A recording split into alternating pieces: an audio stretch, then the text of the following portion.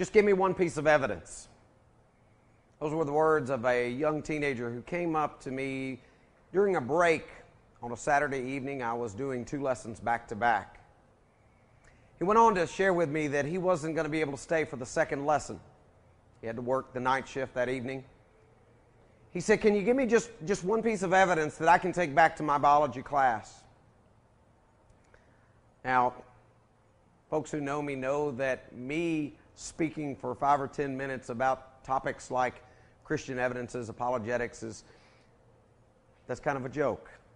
In fact, it's been said that I can't even get my name out in 5 minutes. So the challenge was before me. I asked this young man, I said, "Are you familiar with the geologic column?" And he was. You may recognize all of those different striatal layers of the Grand Canyon, all the different beautiful colors. In fact, this young man went on to reveal the fact that he had memorized many of the layers and the years assigned to him.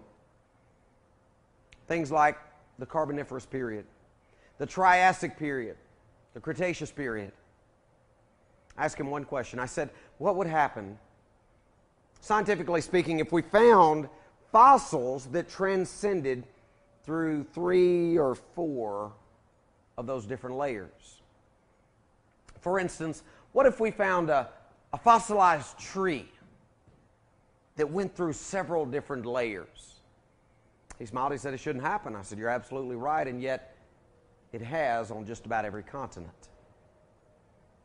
He realized the very existence of these fossils causes a whole lot of problem for the geologic column. I then shared with him the fact that realistically, the only place you're going to find that geologic column is in the textbooks. We spent just a moment discussing circular reasoning. The idea that, let's say we go out and we find a dinosaur bone, maybe out in your back pasture. Evolutionists have already presupposed that that dinosaur bone was roughly 65 million years old. So the layer of dirt that it's discovered in, guess what that automatically gets layered as, or labeled as? 65 million years. Any other bone that is then found in that layer, guess what it automatically gets labeled as? You see, we're dating the bones according to the layer we find them in, then we turn right around and we date the layer according to the bones that we find in it. It's circular reasoning. I then shared with him an ongoing experiment that I was aware about just outside of Mount St. Helens, Spirit Lake. A fellow by the name of Dr. Steve Austin is recording how quickly the Mount St. Helens area is recovering. Part of his research actually is taking place in that lake where many, many trees were washed down when the volcano exploded. He has documented the fact that those logs would sit up on top of the water many, many months, become water saturated, until finally the heavy root end would slowly start to settle down. They would bob standing upright on the surface of the water for many, many weeks before finally settling down into the bottom of the lake. And they would settle standing straight up. In fact, he said as it was swimming around the bottom of Spirit Lake, it looked like a forest. You see, Steve Austin has documented the fact that these trees are standing upright, the sediment is slowly filtering out according to its weight in all these different layers, and yet what he's documenting right now is what we find on continents all across this globe. We call them polystrate fossils. We found them literally everywhere. These are fossils that transcend through several different striatal layers, fossils that are going through solid rock, fossilized trees, fossilized whales. The question is, how did they get there? You know, it's one thing for evolutionists to simply say they don't exist, or that they are a figment of our imagination. Folks, the reality of it is we have polystrate fossils all over the place that do some serious damage to that geologic column. For instance, Bob Jones' Earth Science book stated, in Germany, France, the British Isles, Nova Scotia, California, several eastern states, fossils that extend through several layers of sedimentary rock have been found. These are called polystrate fossils. Now, an obvious question would be, why aren't government schools teaching this scientific fact? Well, ask yourself this question. What is the one thing that evolutionists need lots of? Time. You see, the geologic column builds in millions and millions of years. Do you honestly think that they're ready just to give it up? That they're ready to show kids, hey, look, we've got scientific evidence that disproves this. They're not ready to give up that much time. In fact, there's a teacher's edition of a science book where they say, stress that the earth is thought to be at least 4.5 billion years old. Now, my question would be, why are we stressing that? Because, folks, without billions of years, evolution cannot physically even get off the ground. What I want to do during our time together is I want us to look at the age of the earth, some of the arguments that are often used, and I want us to start all the way back with that Big Bang. That's where our young people are usually taught. A lot of times their science textbooks will start with the origins, with that Big Bang explosion. Ironically, though, in their textbook, it never tells where that matter came from. It starts literally mid-bang, so to speak. I had a youth minister in Nashville ask me one time, he said, Brad, could God have used a Big Bang to get us to where we are today? I appreciated his honesty. He was sincerely looking for an answer. Before I answer that question, I want us to take a minute and look at the science side of the Big Bang. Because in all reality, it's miserable science. What our children see is a picture of this cosmologic explosion, and they're told that within roughly 3.4 seconds, everything radiated out into space, and that space itself expanded. Sounds great. Sounds just like a nice little storybook. Folks, the only problem is, right off the bat, it violates two very fundamental laws of science. You've created matter, and you've gone from a chaotic explosion to an ordered universe. You know, my 7-year-old is smart enough to realize there's a problem with that. We were driving around in the car one day. My middle son, he said, Dad, that's kind of dumb, isn't it? I thought, hey, he's getting it. He said, it's kind of dumb to think that you can get an ordered universe from an explosion. I said, you're absolutely right.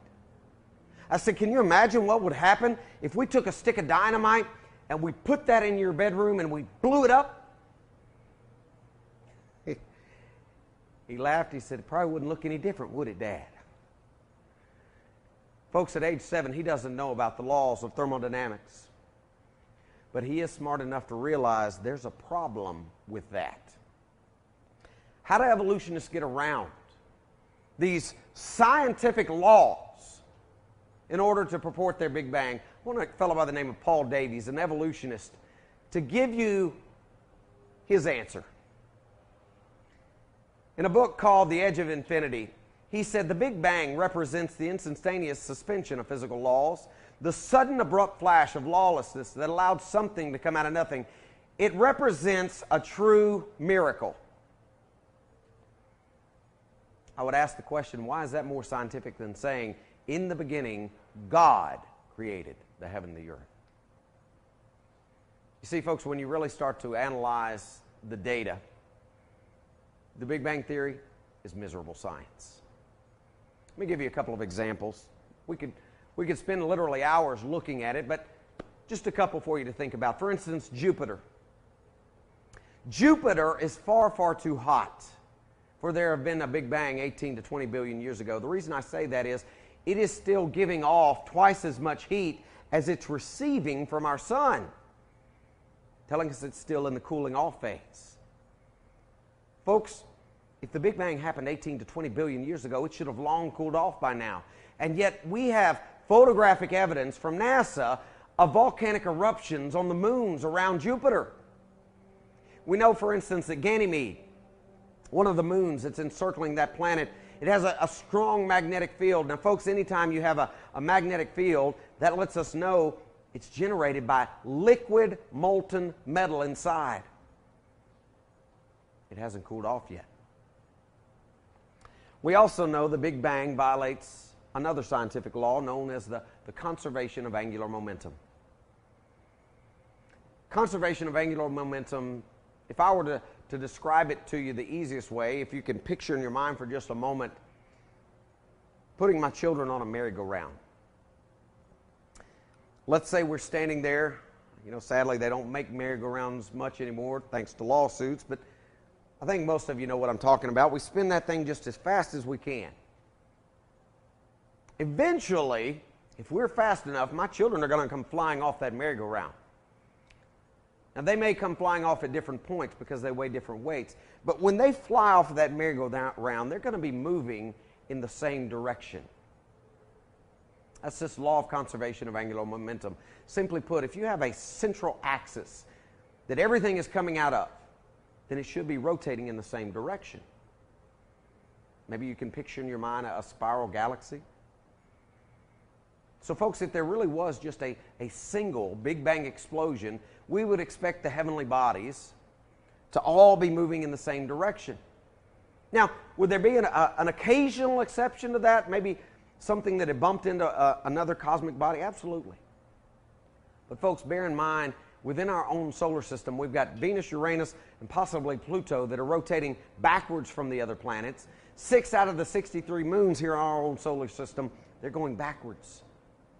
In fact, Jupiter, Saturn, Neptune, they've got moons going in both directions. Folks, you wouldn't expect that from a Big Bang explosion. We could look a little closer to home at our moon. There used to be an argument that creationists would use, talking about the moon dust.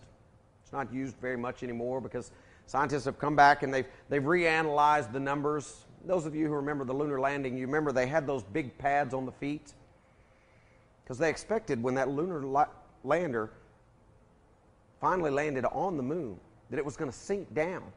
And in fact, those of you who really know your history, you remember Neil Armstrong had to jump down the last step. That ladder was 18 inches too short. They expected it to be compensated by the dust. Dust because the moon had been out in space collecting all this dust for millions of years, and yet there wasn't that much dust on the moon. But even if we throw out the whole moon dust argument, we know today, scientifically speaking, that the moon is retreating from the Earth at a constant rate every single year. It's just a small fraction. You don't need to stress about it tonight. But again, think with me for a moment. Scientifically speaking, we know that the moon is regressing. If this Earth were 4.6 billion years old, folks, where does that start the moon? You see the problem? Folks, it would have to start way over here, pass through the Earth to the other side. There's another more logical explanation, and that is that maybe things aren't as old as folks would have us believe. Another problem with the Big Bang is the fact that they are dependent on two elements that we have never truly seen or measured. Allow me to explain that to you. Right now, the universe is expanding in such a way that astronomers have looked at and they can't figure what's holding it all together. So they've come up with two things: dark energy and cold dark matter. And according to them, 96% of our universe is composed of these two elements: dark energy, cold dark matter. Only 4% is composed of the physical bodies, the stars, the planets, the moons. 96%. And yet, folks, we have never truly measured or observed either one of those two. Now, I say that to say this: it takes a lot more faith to believe that right there than it does the one true living God. Just a couple of short years ago, Bob Berman, an astronomer, was writing in the Journal of Astronomy to his fellow colleagues. And in his article, he suggested that a warning be placed before every scientific article that discussed this Big Bang cosmology. I want you to listen very carefully to what his warning was. He said, "Warning, the following contains contemporary cosmology. Reading it can produce disorientation and confusion. Nobody knows what's going on, and nothing you read here is likely to be true." Now compare that with how we present it today in textbooks. as a fact.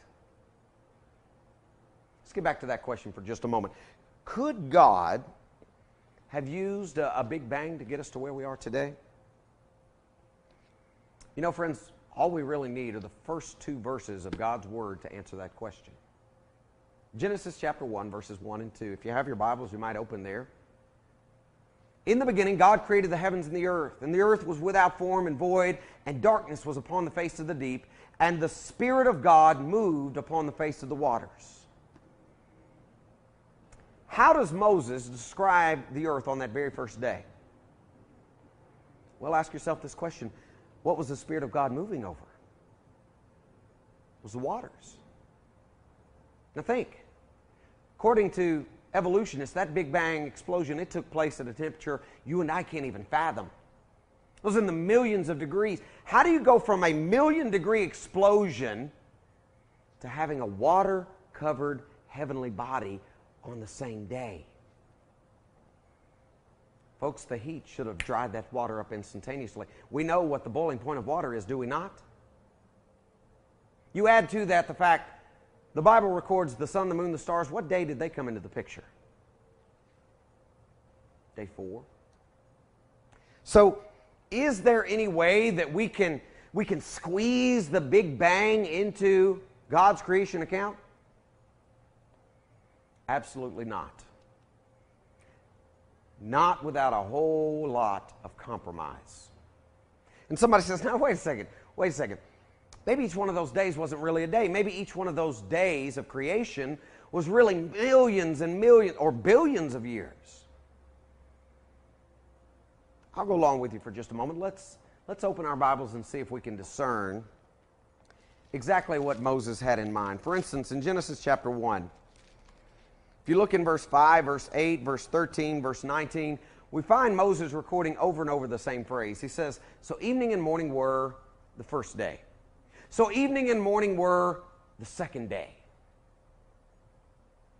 God here, He's putting a punctuation at the end of His creative activities. Moses, through inspiration, is saying not only are these days, he's defining it as an evening and a morning, and he gives it a number. Day 1, day 2, day 3. But he doesn't stop there. In fact, look at what he says in verse 14 of that same chapter. God said, let there be lights in the firmament of the heaven to divide the day from the night. Let them be for signs and season, for days and for years. Friends, if each one of these was not a 24-hour day as you and I recognize it, but rather millions of years, what, pray tell, is he talking about here when he specifically references days and years? He even mentions seasons. And somebody says, well, wait a second, Brad. You can't say they measure time the same way because the Bible says very clearly that the sun wasn't in place until day 4. How could we record time? And folks, while we think about sunrise and sunset as a marking of time, actually a day is recorded as a revolution of what body? The earth. Day 1, God created the heavens and the earth. Is it possible that that spin was already in place on day 1? Absolutely it is. So could we record time? Absolutely we can. You know, if you think about it for just a moment, all you really need is just a little bit of common sense. You want to know how long these days were? Ask yourself this question. When were the green flowering plants put into place? Well, let's see. We flip open our Bible. We look at Genesis chapter 1, starting about verse 9, and we find out it was day 3. God created all of the green flowering plants on day 3. All right? Let's assume for just a moment, hypothetically speaking, that each one of these days is 1,000,000 years. What do those green flowering plants need in order to survive? Obviously, they got to have sunlight. Sun would be coming on day 4. We'll say for whatever reason they were able to make that leap. We know there was an evening and a morning. Of course, if each day was 1,000,000 years, that means you've got 500,000 years of evening, 500,000 years of morning. But we're not going to worry about that. We know they had water. Water was here on day 1. What else do they need? They got to have the right atmosphere, got to have nutrients in the soil. They also have to be pollinated, don't they? You know those little flying insects that drive us crazy? Bees. They actually serve a purpose, don't they? They pollinate the plants, allowing them to reproduce. Now think.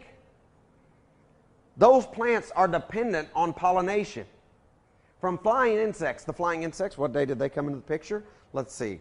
All flying creatures and water dwellers came into the picture on day 5. Are you really ready to take the position that God placed all of the green flowering plants here on day 3, and we had to wait 2 million years before they could be pollinated? Folks, that's illogical. Horrible thinking. You know, it's a whole lot easier to simply take Moses at his word. If you look in Exodus chapter 20, verse 11, we find the 10 Commandments are being handed down in that particular chapter. In verse 11, he says, "For in 6 days the Lord made the heaven, the earth, the sea, and all that in them is." What does that leave out?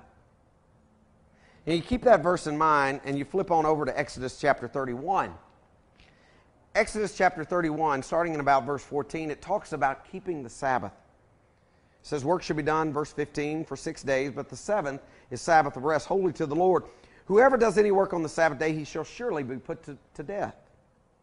You skip on down to verse 17, it tells you why. It says, "It is a sign between me and the children of Israel forever, for in 6 days the Lord made the heavens and the earth, and on the 7th day he rested and was refreshed." Now think about that for just a moment. What was the punishment for somebody working on the 7th day? It was death. Do you honestly think 2 Israelites were standing around going, "Well, let's see, I think I'm supposed to work 6 long eons of time and rest 1 eon of time"? Or do you think they knew, I'm to work 6 days, be off on the 7th, just like God did? You see, folks, when you really start to critically evaluate the evidence, you recognize over and over and again, this book outlines that it was 6 24-hour days. The New Testament writers refer back to that. Romans chapter 1, verse 20.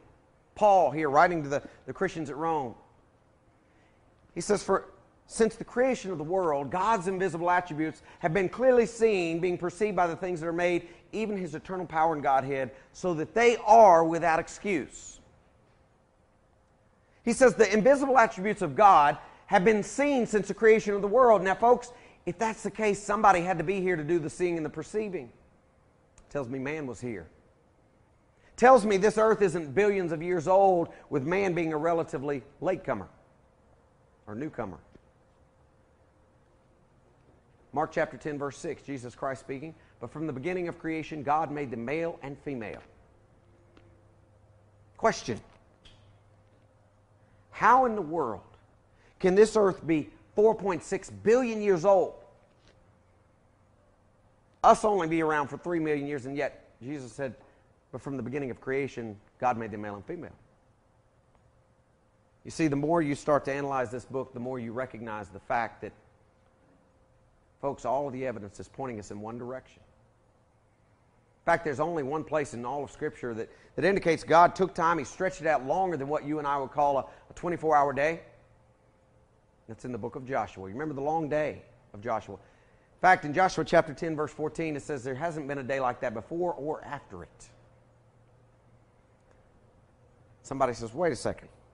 I know somewhere in my Bible it says a day to God is like 1,000 years and 1,000 years like a day."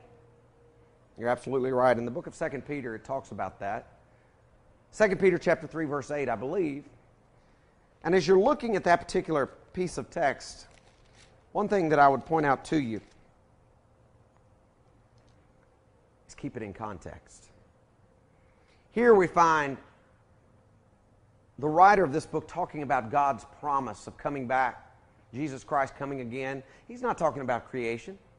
So how can we lift this piece of Scripture, drop it into the creation count, and say, "Oh, day to God's 1,000 years a day"? Folks, first off, that would only buy you 6,000 years during the creation week. Second off, you have taken something completely out of context and tried to drop it in the creation week. That doesn't work. I'm here to tell you, it is time we get our children, our grandchildren, out of the valley of doubt. We can do that by showing them the truth. Let me give you an example. Magnets. You know, most of us have them on our kitchen refrigerator. We know a couple of things about magnets. We know, for instance, that magnets lose their strength over time. We know the Earth has a magnetic field. In fact, if you hold a compass, it's going to point towards magnetic north. We also know the Earth has lost 6% of its magnetism in the last 150 years. Scientific fact, you cannot refute it. Now, folks, if that's the case, and it is, that begs the question, how in the world can somebody say this Earth is billions of years old? We wouldn't have any magnetism left. Second, it begs the question, how in the world can somebody support radiocarbon dating or radiometric dating that is dependent on uniformity when we know magnetism is decreasing over time? We can look at other scientific evidence like the Sahara Desert. You know, the Sahara Desert is growing roughly a foot every single year. It's a process called desertification. We can physically look on maps and we can see the past extent of the Sahara Desert. We can see where it is today. We can even see the direction that it's moving. But folks, again, these are observable laws of science. This is something we can measure. We can extrapolate back and ask the question, how old is the Sahara Desert? The answer is about 4,000 years old. And you say, okay, 4,000 years old, what's the big deal? Question, what happened roughly 4,000 years ago that put all of our weather patterns into place? Was that flood? See, time and time again, as you look out into nature, you start seeing example after example of evidence that points towards a young Earth. Let's look at a couple more. For instance, textbook. Student's textbook says the Mississippi River deposits sediment at a rate of 80,000 tons an hour. Now, I give you this example because I think it shows two things. Number one, I think it gives great evidence for a young Earth, but number two, it also shows part of the problem with our educational system today. You know, we're living under the no child left behind era. I would say everybody's been left behind, but that's for another time. Look very carefully at what's going on. Our children are growing up being conditioned for standardized testing. In fact, I would argue with you, I think many children have forgotten how to think critically. They never learn how to learn. Instead, what they do is they absorb trivia and get ready for tests. So, our child looks at this school page, it says Mississippi River deposits sediment at a rate of 80,000 tons an hour. What does he remember? He remembers Mississippi River, 80,000 tons an hour. He's ready for his test. But he never stops to think critically. 80,000 tons of sediment per hour? Folks, think about that. There again, we're talking about observable science, not speculation or hypothesis. We're talking about something we measure. You know what we see? It's right, 80,000 tons an hour. Which begs the question, folks, if this Earth was 4.6 billion years old, how much further should the delta stretch out into the Gulf of Mexico? The answer is there would be no Gulf of Mexico. It should have long filled in by now. Now, while we're talking about that Gulf, you know the salt water in the Gulf? We know the oceans today are 3.6% salt water. We know how the salt gets there. We know about the water cycle. The water evaporates up. Clouds move over land. The rains come down, picks up salt minerals from the land, deposits them in the oceans. 3.6% salt water. Again, here we go, folks. Observable science. 3.6% salt water. Do you realize we could have gone from fresh water to salt water in less than 5,000 years? Telling me, number one, this Earth isn't billions of years old, or else the oceans would be far too salty to sustain life. But number two, it also goes on and tells me a little bit about how life could have survived. The ocean fishes could have survived around the flood because it wasn't as salty back then. More like what you and I would call brackish water. We see evidence under our feet in those great oil reserves. You know, I'm from Tennessee, don't know a whole lot about oil. I've traveled and spoke quite a bit extensively in the Texas area. I have learned one thing that I'll share with you, and that is never place your finger over an oil cap. The reason being, Some of the oil is held underground at pressures of roughly 20,000 pounds per square inch. 20,000. Your car tires are probably inflated roughly to about 35 psi. This is 20,000. It would literally take your finger off of your hand. But there again, we've got to start thinking critically. We've got to ask ourselves, how long can limestone or sedimentary rock hold pressures like that underground? And again, the answer is less than 10,000 years. You see, time and time again, you keep coming back. When you start looking at observable things on this planet, it points you to a young Earth. I'll give you one more example. What about natural gas, oil? How did they get here? I want to read to you a textbook. Here's what they say. They said oil and gas are from organisms that once lived in the sea, that they were changed by heat and pressure, changed into oil. Okay? They would add heat, pressure, and millions of years, by the way. Do we know that a lot of this stuff comes from organic material that's been covered over, put under heat and pressure? Absolutely. But is there another possibility of how all of this stuff could have gotten covered over? Like, for instance, maybe a global flood? Absolutely. We can look at ice cores. Evolutionists like to use ice core dating to try to prove an ancient Earth.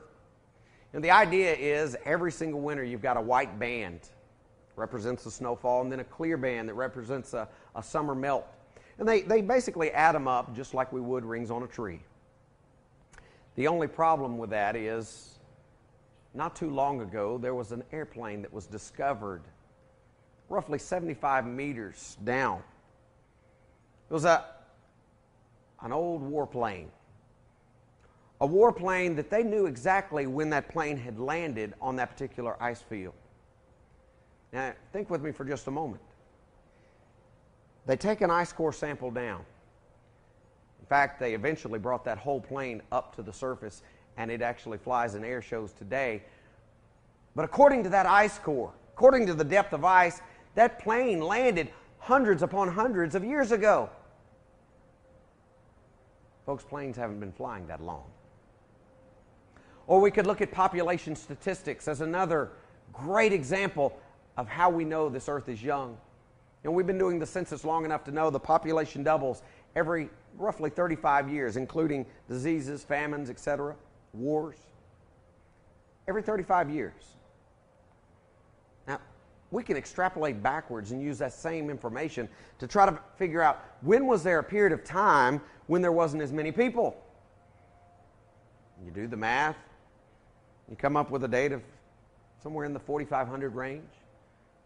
Say 4,500 years. I thought most creationists believe this Earth is roughly 6,000 years old. Yes, but what happened roughly 4,500 years ago that knocked us back to just 8? Folks, the numbers don't lie. You see, the more that you critically evaluate the evidence, the more you realize this Earth is not billions of years old. In fact, it was created in 6 literal days. I want to revisit Paul's statement to the Romans. Romans chapter 1, verse 20. Since the creation of the world, God's invisible attributes have been clearly seen, being perceived by the things that are made, even his eternal power and Godhead. Notice what he says at the end, so that they are without excuse. There are a lot of people on this planet who are banking on an excuse of ignorance on the day of judgment. They basically have already said, well, you know what, if there's a God, I'm just going to tell him I didn't know. And yet Paul is ripping that excuse out from underneath them. He is saying you can know there's a God. His invisible attributes are all around you. I encourage you, get outside, look for those attributes, examine the evidence. Because the more you look, the more it's going to be pointing towards him.